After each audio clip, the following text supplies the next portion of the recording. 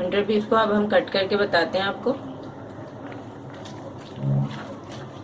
ये देखें, बहुत ही बेहतरीन सा पिंक कलर आया है। जब अच्छी तरह गोश्त मैरिनेट हो जाता है तो इस तरह का पिंक कलर हो जाता है हंटर बीफ का।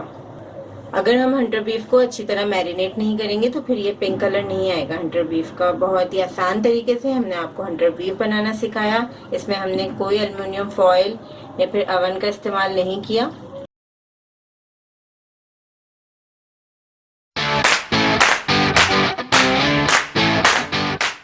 अगर आप हमारे चैनल पे नए हैं और खाना पकाने की मज़ेदार रेसिपीज़ को आसान अंदाज में सीखना चाहते हैं तो हमारे चैनल रेसिपीज़ मिक्स को ज़रूर सब्सक्राइब करें।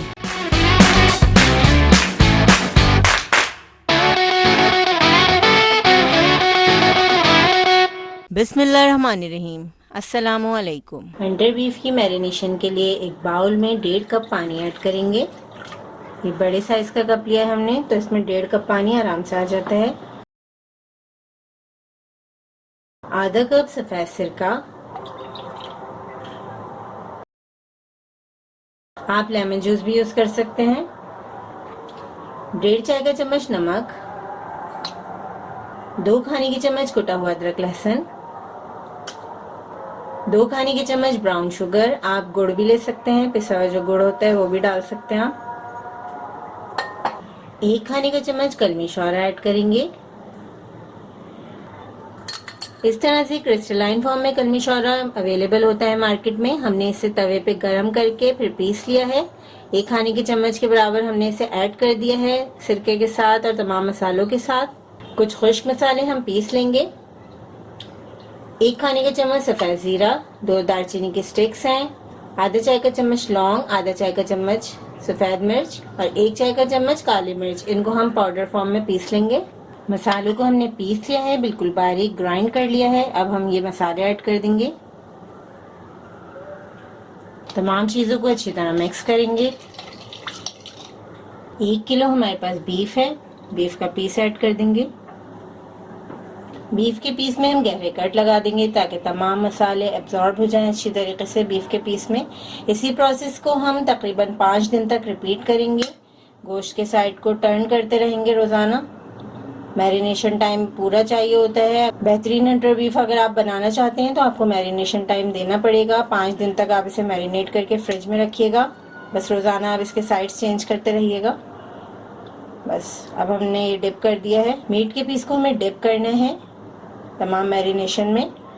थोड़ा सा आप पानी और ऐड कर सकते हैं अगर ये सही तरीके से डिप नहीं हुआ हुआ तो। बस अब हम इसे फ्रिज में रख देंगे और रोजाना इसी प्रोसेस से हम इसे मैरिनेट करेंगे। हंटर बीफ को हमने 5 दिन के लिए मैरिनेट कर लिया था। बीफ के पीस को हम निकाल लेंगे अलग और इसकी सारी मैरिनेशन हम फेंक देंगे।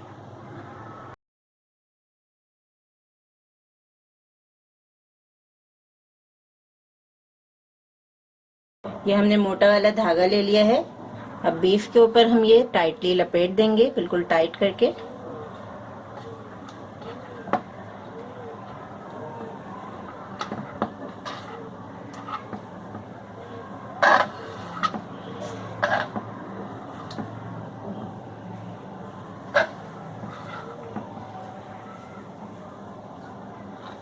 बांध देंगे इस तरह। अब चलते हैं नेक्स्ट स्टेप की तरफ।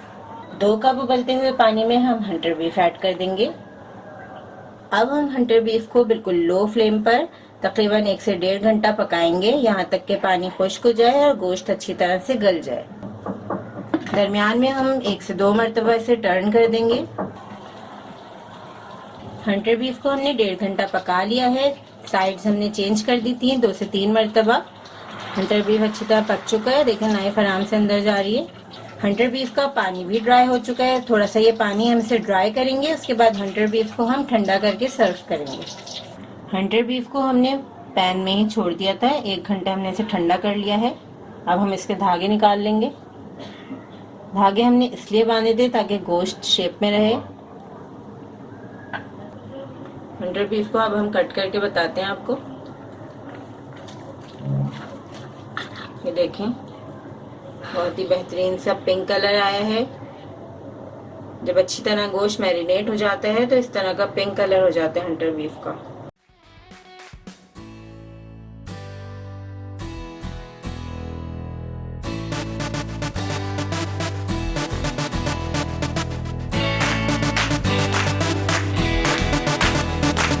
इस रेसिपी को ज़रूर ट्राई करें क्योंकि हम बनाते हैं ख़ास आपके लिए हर रेसिपी को आसान अंदाज में। अपना ख्याल रखें और हमें अपनी दुआ में याद रखें। अल्लाह हाफ़िज़।